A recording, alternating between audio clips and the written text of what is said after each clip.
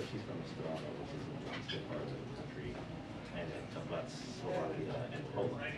So like it's TV, right? Like literally, we got TV signals from Poland, from Poland and Slovakia.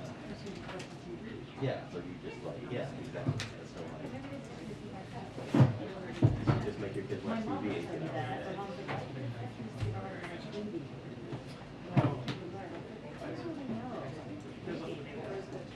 Also similarly rooted languages too, like Slovak, as she explains it, it's like Czech, but not as grammatically complicated.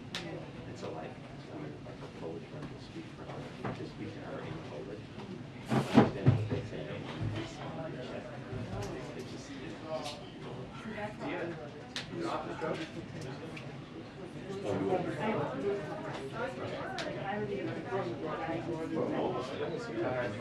Rain is back. This is a big move. Dialing it up. The rest of us are good. yeah, like why people get a paycheck. Yeah. We need this week to go.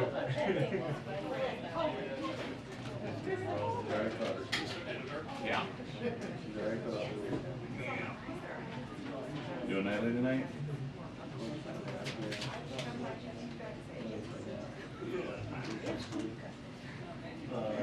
Yeah, he's probably gonna come. Yeah. It's the first one in a while.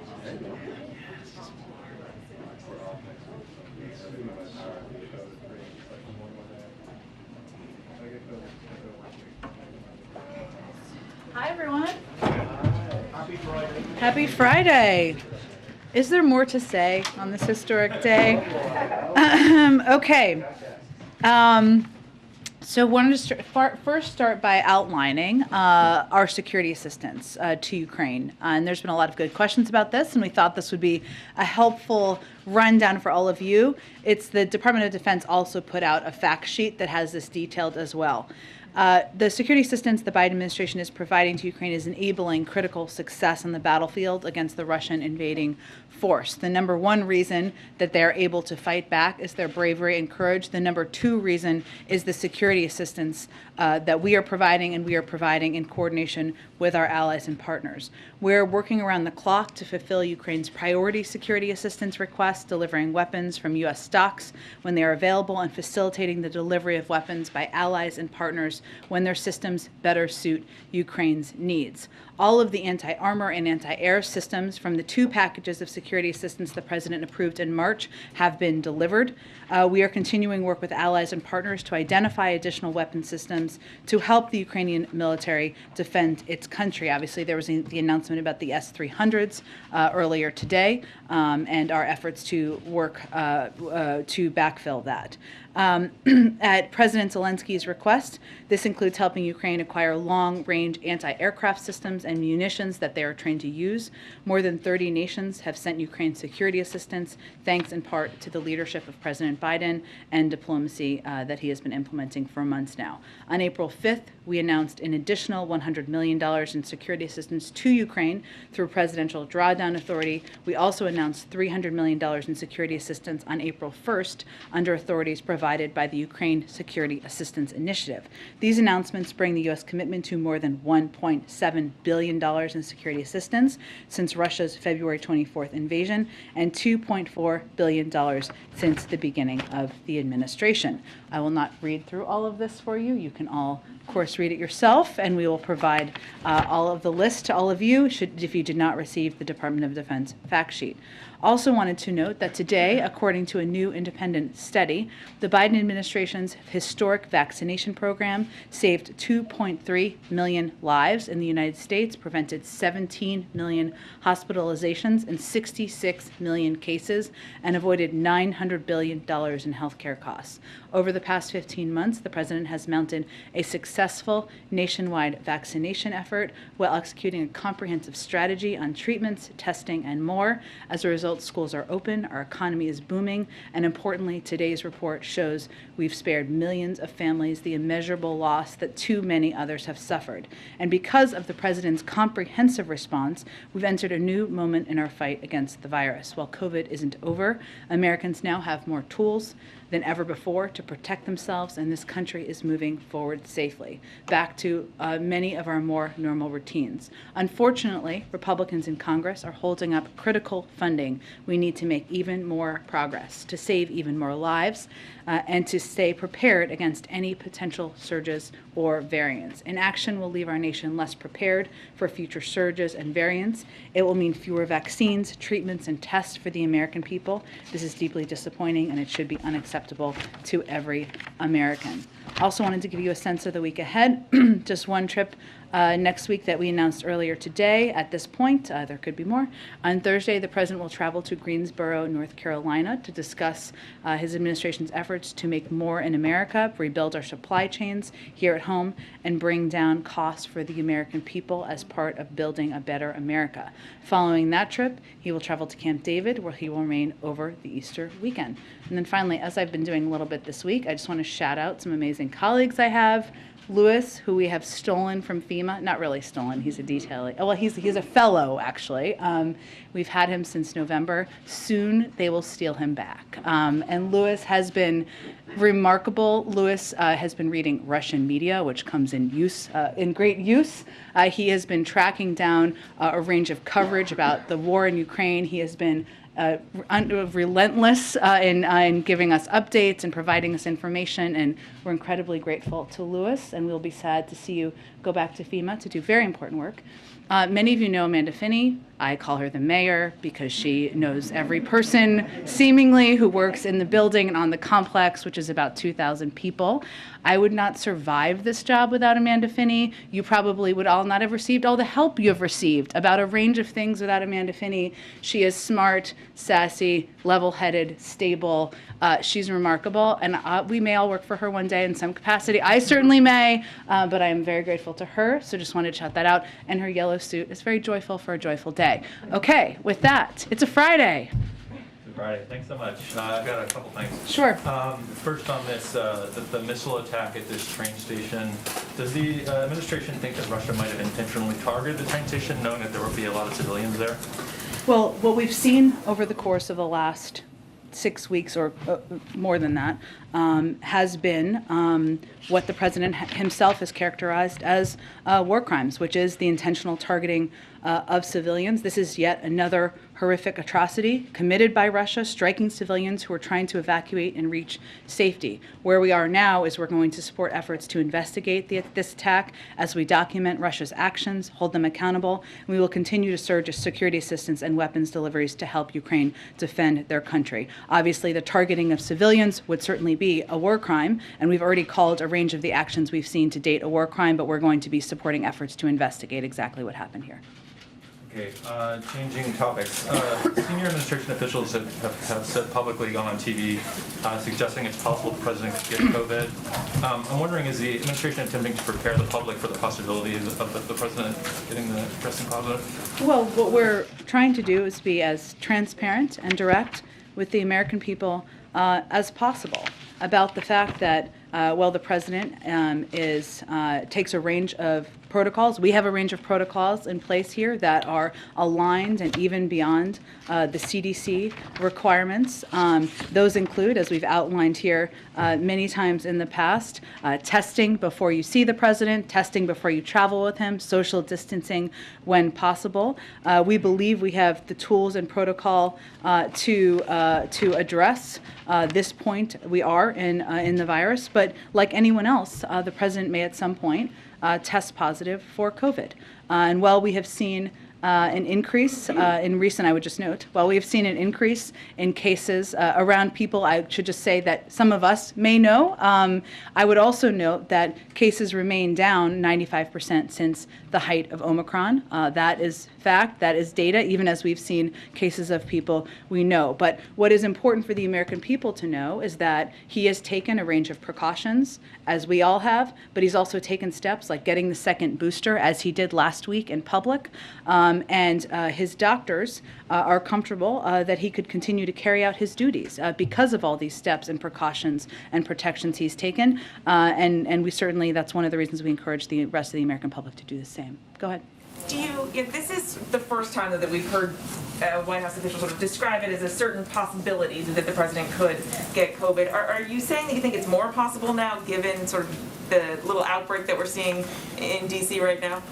No, we're just saying that it is a possibility. Again, cases are down 95% across the country since the height of Omicron. While cases are up in Washington, D.C., they're also far below the height of the cases and where they were in Omicron. But it is also the case that despite all of the precautions we take, and even with the president being double boosted, he could still test positive for COVID, just as many people in the White House have, many people in the press corps have. That is a possibility, and we want to be transparent with the American public about that.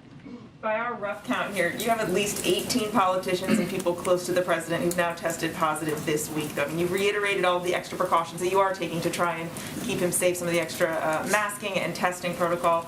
But just to be safe, have you considered maybe cutting down some of the big indoor events or scaling back any, changing sort of your tactic with some of these events? Well, clearly we did the event, the historic event today outside. That was in part to ensure that we could have a huge number of people on the South Lawn celebrating the confirmation of Justice Ketanji Brown Jackson.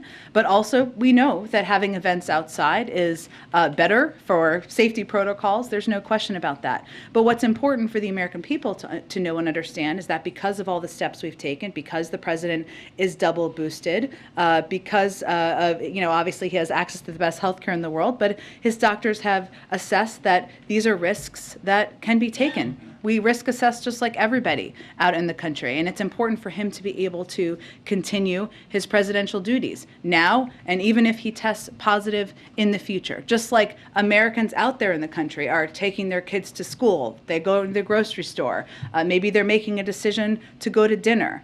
This is a time where we are certainly living with the virus, but we have a range of tools at our disposal to do that. Go ahead. Thanks, Jen. A couple of quick questions on oil and then one on the French election. We have some reporting showing that the administration is considering easing sanctions to allow some oil imports from Venezuela as a way to replace banned energy shipments from Russia. Can you talk a little bit about any such considerations? I'm not aware of that being under consideration. Okay. At the moment, is it going to perhaps be considered for going forward? It has not been, so I'm not aware of being under consideration. Okay, and one other one on when Dilip was in India.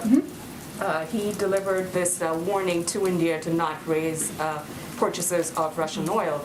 And we were wondering if perhaps sanctions along similar lines are being considered for other nations, asking them to keep purchases of Russian oil only limited to previous levels and perhaps not. First, I wouldn't characterize it as a warning, nor did we at the time. He went and had a constructive conversation and made clear that while it's the decision of each individual country, including India, to determine whether they're going to import Russian oil, it is only 1% to 2% of their imports. About 10% of their imports is from the United States. And so he conveyed, of course, they should abide by sanctions, which are not related to that decision, but also we would be here to help them diversify and move towards even reducing further beyond the 1% to 2%. Is that decision perhaps being relayed also to other countries, asking them to perhaps follow the same guidelines? Well, we conveyed every country to abide by sanctions. And we've conveyed to a range of European countries, as you know, and as we've talked about, that as they work to diversify their energy sources, that we are here to assist in those efforts. And there are a range of steps we've taken, including efforts on LNG. I mean, that's natural gas, of course, but efforts on LNG and moving some resources from Asia and other places, and ensuring that there are options to for any country that wants to diversify their energy sources. Okay, and one on the French elections. Sure. Are you watching the French elections coming up this Sunday, perhaps with any concerns, especially with the rise of Le Pen, who is a far-right candidate running against Macron? We are certainly watching the elections, but I don't have any prediction of what the outcome will be. And once there is an outcome, I'm sure we will speak to it. Go ahead. Understanding it's a fluid situation, but the atrocities in Bucha serve as an accelerant towards the latest sanctions package, the coordination between... That we announced 2 days ago? Yes. Is there any sense that the strike that we saw this morning will also accelerate talks on additional sanctions between the coordinated allies? Well, I would say just to go back to a couple of days ago, that obviously the sanctions package we announced on Wednesdays with the biggest bank in Russia, Sberbank, certainly that was augmented as a result of the atrocities that we were seeing in Bucha. And what we have done to date, and we will continue to do, is look at, unfortunately, the continued atrocities that we're seeing in the country and assess how that's going to impact sanctions, consequences, and obviously additional security assistance. So that's how we've been evaluating and working with our allies to date. And I'm certain, given the video footage we've seen on airwaves across the world and photos, that this will be a part of the discussion that our national security officials are having with their counterparts moving forward. Okay, on the S-300, it's been fairly apparent for the last several weeks that that was a process that you guys were engaged in. Yeah. I know you are deliberately ambiguous as to some of the other processes that may be taking place, but is it fair to say that there are multiple other tracks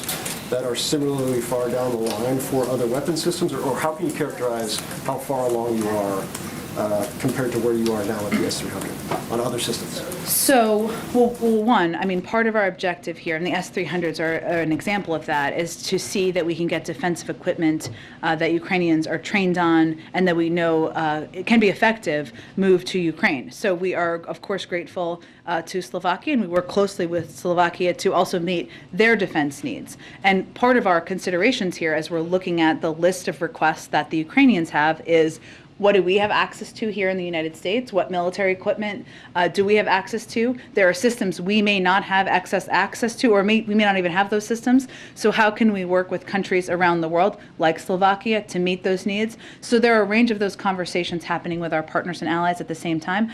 I will tell you that often it is the preference of these partners and allies not to be public about these conversations, and at times it is the preference of the Ukrainians, and we certainly respect that. Just one final one.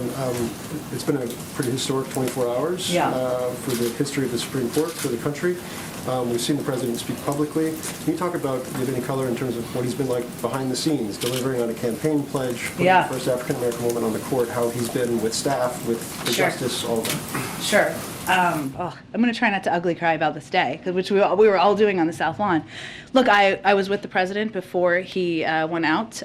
I was there on time. I didn't run out, as you would have seen. I was with him before when he was doing his final review of his remarks, and what he was reflecting on is, and you saw some of this in his speech, were the number of people, whether it is people who work at the White House, people who are part of his everyday, stewards or others, who have commented to him how significant this moment is, and how, in a place where you are just trying to make it through every day, and every day is history in many ways. History can be heartbreaking, and many days it has been. History can be exhausting, and many days it has been, and history can be joyful. And today was a joyful day in history. And that is certainly how the president was. You saw his granddaughter, Naomi, who he talked about in the speech, come out. She was there also for a brief greet with Justice Jackson beforehand. And he made an effort to also introduce the new Associate Justice to some members of his close staff who just were inspired by the significance of today as well. So I would say there was a deep recognition of this moment of history, a joy in reaching it, and I think we've all been saying to each other in the hallways, no one can steal our sunshine today, because that's how everybody is feeling. Go ahead. Thank you, Jen. To follow up on that, did the president spend any time with the Jackson family before the formal event or afterward? Well, I think as we confirmed, she signed her commission, or he signed her commission, and her family was with her for that. So it was briefly before he came out to do the remarks. Okay, got it. And to follow up on a question from Katie earlier this week about other precautions that the president may or may not be taking, do you know if he is taking any monoclonal antibodies to help prevent catching COVID? Well, Evusheld is for immunocompromised. That would be the preemptive step, and he's not immunocompromised, so he's not taking Evusheld. Is he taking any other medication that might help? Like what? Well, I don't actually know. That's a great question. Other than the booster, we've heard other people taking other kinds of prophylactics to prevent it? Is he taking anything that you know of? There are not other, this is why I asked, there are not other, I mean, Evusheld is obviously one that if you're immunocompromised, is something that has been approved and recommended. Since he does not categorize that way, he isn't taking it. But other than that, the precautions we're taking are, he obviously got the booster when he was eligible last week. And, we take additional steps, including testing, socially distanced meetings when possible as well, in order to protect him as much as possible. Thank you. And then just one more on something that Samantha Power shared. Sure. She said that Russian forces have killed at least 7 journalists in Ukraine in 6 weeks, and that Putin soldiers are killing journalists at an unprecedented rate. Is there any intelligence, any information that Putin is targeting journalists? And do you have any warning that you're sharing with American journalists covering the war? Well, one, we value the role that American journalists and journalists from around the world, that felt like a direction somewhere, so, have played in bringing bringing to light for a lot of people in this country this war, what's happening, the devastation, the horrors. It has had a direct impact on people's emotional response in the United States. There's no question about that. We recognize the war of journalists in war zones, of course, and value it. And as you all know, we also work very closely with leaders of news organizations to ensure that they have up-to-date information to keep members of their media organizations safe.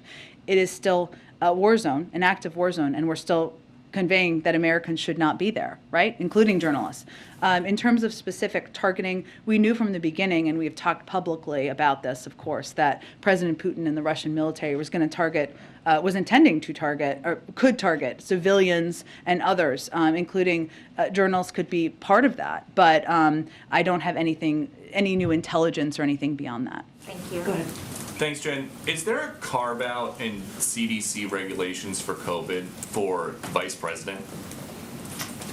Tell me more, Peter. I'm sure this is going somewhere. Let's Well, see. the What do you got for me on a Friday? The CDC says for people exposed to COVID, up to date on their COVID-19 vaccinations, do not go to places where you are unable to wear a well-fitting mask. So why is she here at the White House today, giving the new Supreme Court justice a big hug with no mask? You mean when she gave her a hug outside? Yes. She was outside. Does the CDC say that people who are close contact can give people hugs outside? We know, Peter, that outside you can benefit significantly being outside. That's why we had the event outside today. I will tell you that the Vice President has been wearing a mask inside. When there was a private greet, they were all wearing masks. Before they went up. She wasn't wearing a mask yesterday at the Senate? She was playing an important role in confirming or overseeing the confirmation of the first black woman to the Supreme Court. The vast majority, as was on camera, Peter, as was on camera. Let me finish my answer here, because Fox and others, I don't know actually that Fox carried it, but others did, saw that she was socially distanced from people for the vast, vast majority of her time overseeing that confirmation yesterday. So this is not a case of rules for thee, but not for VP?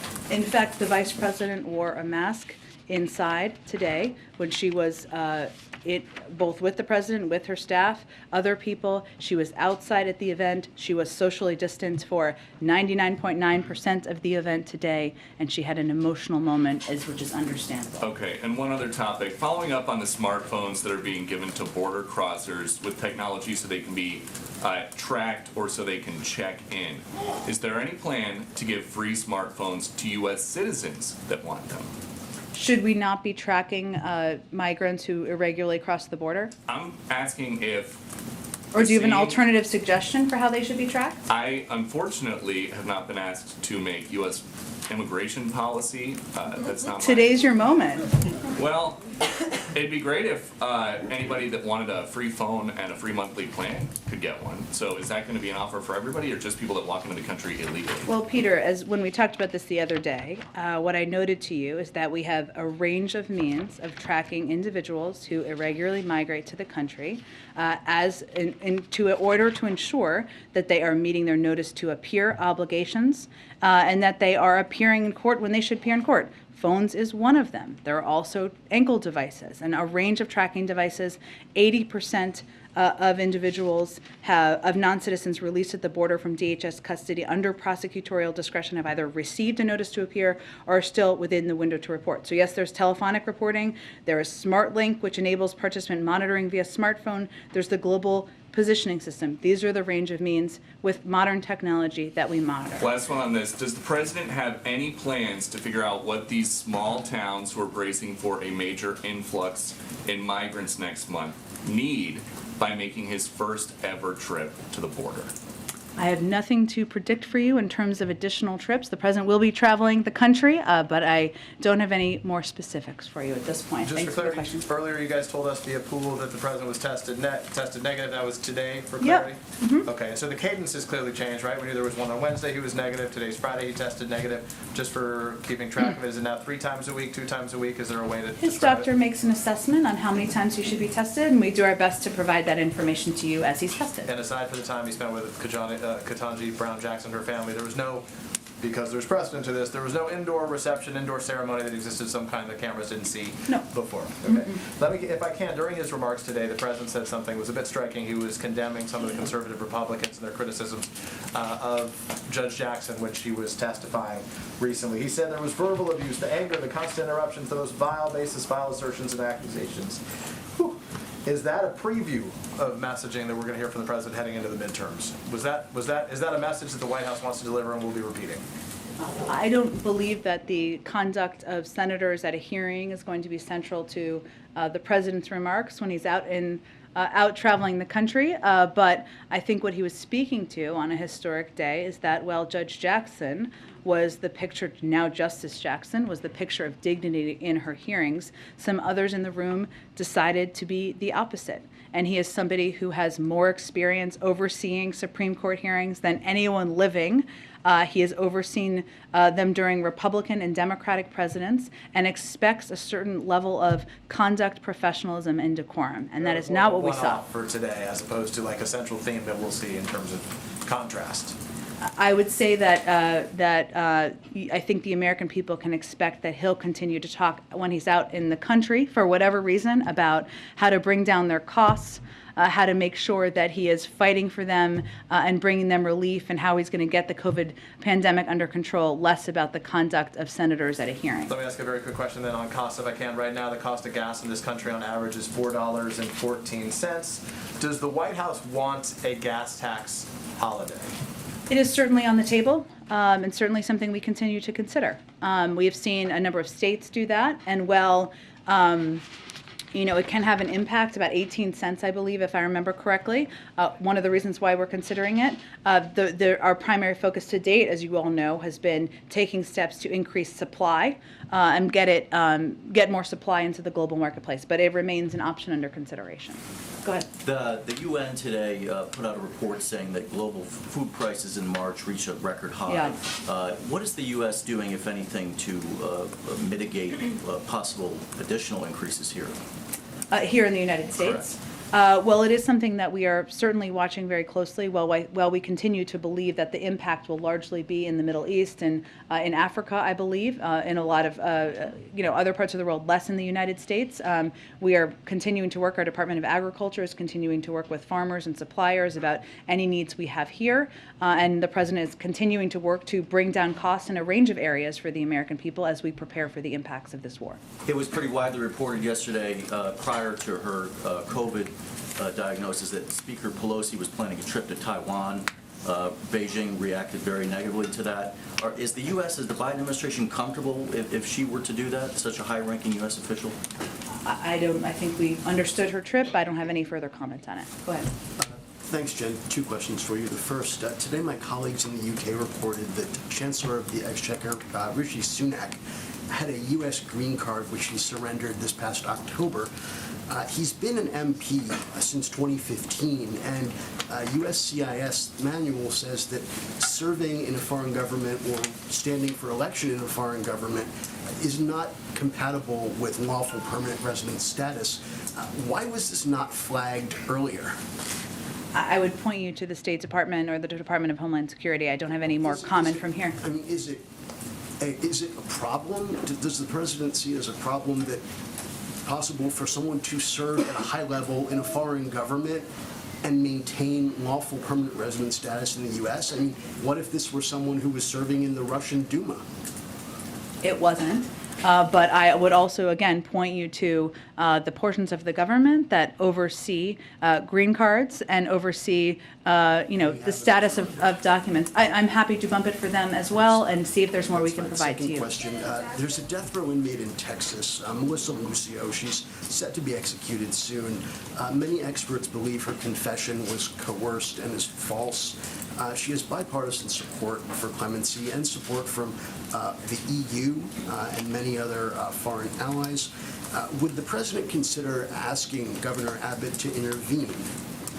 Well, you know the president's position and view on the death penalty, and there's an ongoing review at the Department of Justice at a federal level. This is obviously at a state level. I don't have anything to predict Then a beyond that. follow-up. Given his commitment to police reform, would he consider asking the DOJ to prohibit police departments that receive federal funds from using the Reid technique for interrogations? It's considered to create a lot of false confessions. Well, again, I know the Department of Justice has taken a number of steps, including on chokeholds and other actions that needed to be reformed in police departments across the country. I don't have anything to preview or predict in terms of additional steps. The president supports their efforts to do more. Many of them have talked about their desire to do more, and obviously we are continuing to consider an executive order on police reform here, given there has been an inability of Congress to move forward. Go ahead. Thanks, Jen. There are some pretty desperate images coming out of Shanghai right now, which is under lockdown for COVID. People begging for food and medicine. Is the White House monitoring that? Is there anything the U.S. can do to help the humanitarian situation there? And also on the supply chain front, is the administration aware of any further supply chain snags coming as a result of this, and how are you prepared to address them? Sure. Well, first, on the first part of your question, the State Department is closely monitoring the situation. They are providing consistent updates of the situation on the ground, and will certainly assess with USAID and others if there's additional assistance that could be provided. On the supply chain component, what we know is that the port is continuing to operate normally, and where we're seeing the impacts, which still could have an impact over the course of time, of course, is factories, warehouses, and trucking, where we are seeing shutdowns within the region, which we know could cause delays, especially for air cargo as well. Because this is just happening, we don't have a prediction at this point on how that could impact bigger global supply chain issues. It depends on a lot of factors, how long, et cetera. But it is something we are closely monitoring, and it is something we will continue to work to address if it extends farther. And just one more housekeeping item. Do you have a timing update on when the president might sign the trade preference bill on Russia that passed? I don't, and I know you and others have been looking for this, and let me see if I can get an answer before we all wrap up today. Go ahead. Jen, could you speak to the efficacy of sanctions? I know there was a new sanctions package rolled out this week, and initially we heard a lot from administration officials about this being a deterrent. I know that has changed, and so can you speak to sort of the end goal and what is the efficacy of sanctions? Well, I would say that we have a couple of objectives at this point as it relates to the war in Ukraine. One is to impose severe consequences, send a marker for the world and for history about the horrific nature of these atrocities. These consequences, and the second part of our objective is to ensure that these consequences are having a significant impact on the economy in Russia. We're seeing an inflationary rate of about 15%, a projection of a contraction of 15% in the Russian economy. 600 private sector companies have left Russia. We know it is having the impact that the world intended. This is the most significant coordinated set of sanctions ever done in history on this large of an economy.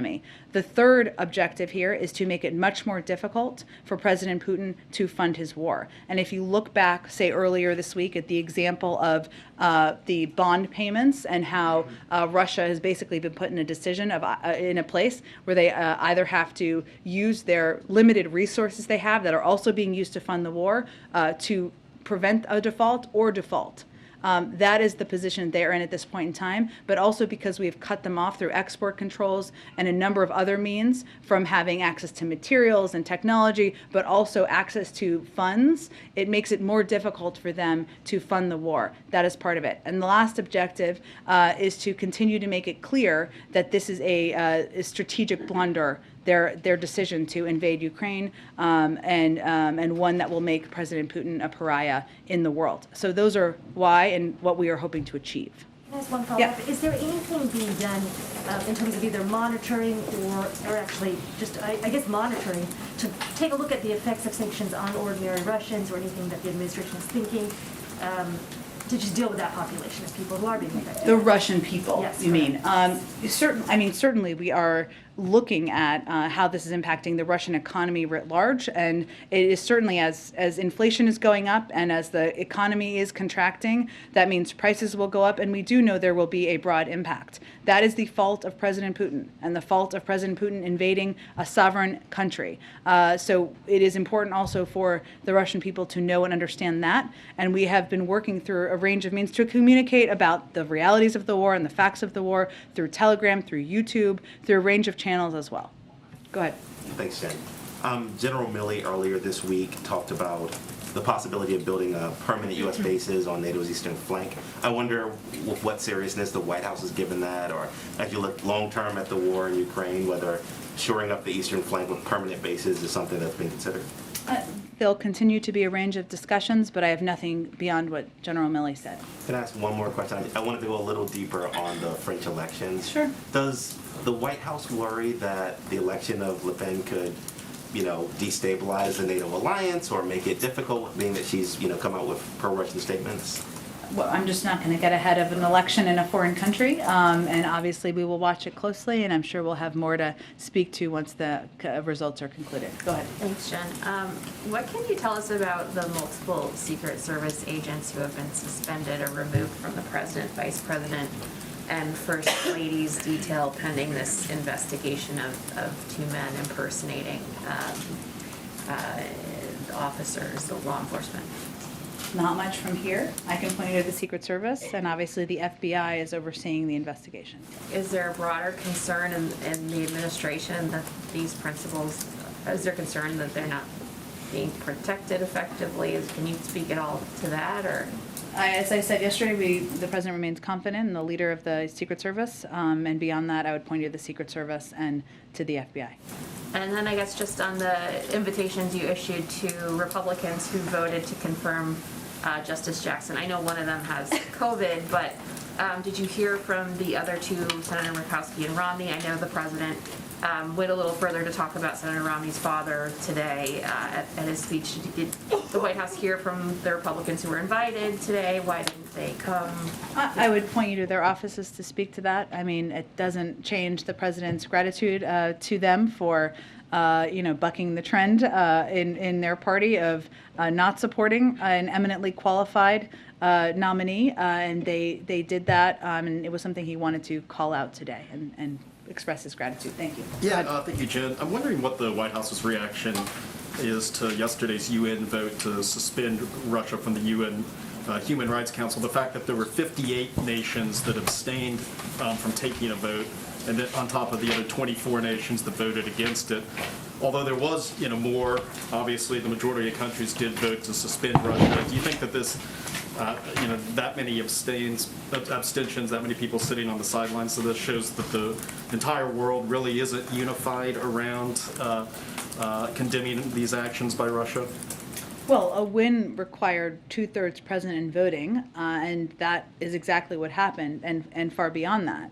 And we know that there were abstentions, and only 24 countries, including North Korea, voted with Russia. But the outcome, which is what is most important to us, is what we wanted, which is Russia has been suspended from the UN Human Rights Council. Suspension, just so everybody knows, somebody asked me this question the other day, but is the only method provided for in the UN resolution that established the Human Rights Council back in 2005. It's the most serious action available. It's only been applied once in history. This is only the second time in history that a country has been kicked out of the UN Human Rights Council. The last example was Libya. So that obviously speaks to the significance. And it also speaks to the fact that more than two-thirds of countries who are members believe that they should not have a leadership role on global human rights as they work to subvert and violate global human rights. This also means that once suspended, Russia will not be able to vote against future actions during subsequent Human Rights Council sessions. And so to us, it is significant, only the second time in history, and it speaks to the global outrage in response to these atrocities. But are there any concerns that nearly 60 nations decided not to weigh in on this matter?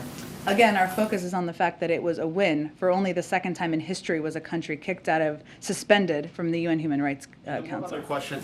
Does President Biden still intend to attend the White House Correspondents Association dinner here later this month in a couple weeks? We haven't announced his plans to attend or anything about his schedule, so I don't have any update on that today. All right. Go ahead, Karen. Thanks, Jen. Just some follow-ups to things that came up. Sure. To follow up on Peter's question about the testing cadence, you guys have told us about negative tests on Monday, Wednesday, Friday. Should we expect that the president would get tested on Sunday, 2 days later? I would say I don't have a prediction of that. His doctor makes an assessment of when he should be tested and how often and what the cadence should be. It's not always exactly the same, and but we will provide information to you when he tests negative. Okay. Or either way, of course, yes. And to follow up on Katie's question, did the president talk to any of the senators, Romney, Murkowski, and Collins, after their vote yesterday on Ketanji Brown? I don't have any update on that from here. Okay, and when he said he hoped he didn't get them in trouble today, when he referenced them, what did he mean by that? I think he meant he recognizes that the vast majority of the other members of their party voted a different way. Go ahead. Thank you. On India, next week, Secretary of State Blinken and Defense Secretary are hosting their Indian counterparts. External Affairs Minister S. Jaishankar and Defense Minister Rajnath Singh for the first India-US 2+2 dialogue under this administration. What is President's message to the meeting? What is expectations? Is he sending any concrete ideas to this meeting as well? President Biden believes our partnership with India is one of the most important relationships we have in the world. As you know, he met with Prime Minister Modi and other Quad leaders in March. He expects that at this 2+2, Secretary Blinken and Secretary Austin will continue driving forward our work with India and our shared goals in the Indo-Pacific region and around the world. We also believe both sides will continue our close consultations on the consequences of President Putin's brutal war against Ukraine and mitigating the impact by addressing energy and food prices. Obviously, it could cover a range of topics, so we expect that to be a central one. And secondly, given U.S. frustrating experience it is having in the UN Security Council, where one country is coming out and vetoing all the issues with Ukraine, what is President's thoughts on the reforms in the UN Security Council itself? Well, I know a question has been asked about whether Russia could be kicked out of being a permanent member. We don't anticipate that happening. But obviously the step taken yesterday to suspend Russia from the UN Human Rights Council is an indication of the global response and horror at the atrocities we've seen happen on the ground in Ukraine. But beyond that, I don't have any other predictions of reforms. Should there be individual veto or group veto inside the Security Council? Again, I understand your questions, but I don't have any predictions or calls for that at this point in time. Go ahead, Francesca. Okay, we'll just do a few more. Go ahead. Thanks, Jen. Since his State of the Union address, the president has only made a handful of domestic trips. We've talked in here before about how he'd like to get back into the community and have a chance to interact with the American people. Is the current COVID wave getting in the way of his travel plans? No, I expect he's going to travel a bunch in the next few weeks. Okay, and you had mentioned that you will be going to North Carolina, and you didn't have too much more to add on that. But might the president, while he's in Greensboro, be visiting one of the area's two historically black colleges and universities? I don't have more details at this point in time. As they get finalized, I'm sure we'll share them with all of you. Go ahead. Thanks, Jen. I have a two-part question on student loans. Yep. Last year, President Biden directed the Department of Education to create a report on whether he has presidential authority to unilaterally do a broad cancellation of debt. I don't believe that's ever been made public, and as you're looking at loan extensions or loan pause extensions, can we anticipate seeing a release of that report? And secondly, as you've talked about how the president wants to lower costs for Americans. Borrowers have expressed stress, anxiety about these short-term extensions. What's your message to them? I think our message to them is that not a single person has paid a dime on their student loans since the president took office. And he has continued to evaluate and assess with the Department of Education and other policymakers in the administration what the needs are to lower costs for people, including people who have student loans and do feel stressed, even as the economy is continuing to recover, but as we see costs too high in some areas. On the first question, I don't have any update on that. I would tell you that if Congress were to send him a bill to cancel his $10,000 in student loans, in student debt, he'd be happy to sign it. Go ahead. Last one. Go ahead. Thank you. Well, Rachel Wallace, who was the general counsel of the Science Office, who the White House found had been bullied by Dr. Lander, has been told that she will not be getting her job back as general counsel. Why? I'm not aware of this personnel update. I'd have to check on it. I'm happy to do that, and we will get you back a comment. Right. Then a follow-up. Yesterday you said, when asked about Vice President Harris's and the mask at the Senate, you said that she would follow CDC protocols at the event today. CDC protocols clearly say you should be wearing a mask. Doesn't distinguish between outside and inside. So why didn't she wear a mask? And she was socially distanced for the vast majority of the event today. She was standing next to the president. About 6 feet away. Thanks, everyone. Secret Service guy? Thank you, everyone. Thanks, Jen. You're on,